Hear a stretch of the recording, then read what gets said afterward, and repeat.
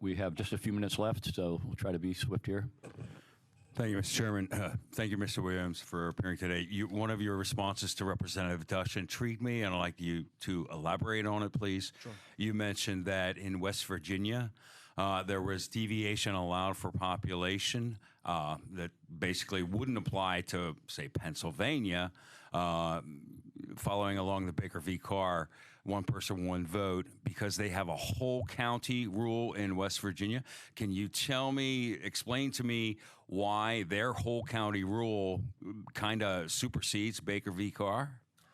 Well, that's the interesting question. The Supreme Court did not elaborate on why. I think it's just because West Virginia drew a map with a slight population deviation to comply with the whole county provision. And then they were sued, and it went to the Supreme Court, so you got an opinion. And I don't think, as I understand it, any other states had done anything like that.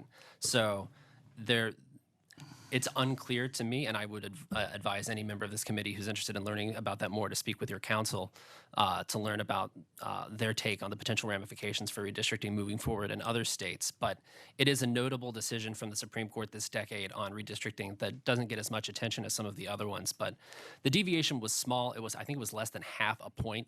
Right.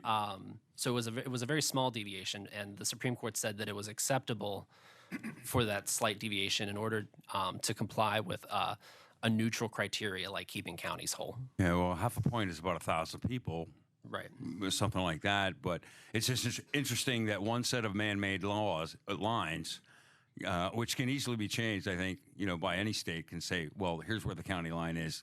I mean, we can always go through that rigmarole to do that, to manipulate those, but that man-made line is going to overrule another set of man-made lines that's supposed to comply with one man, one vote. It's very intriguing, and I appreciate that you brought that up to our attention. Sure. Thank you.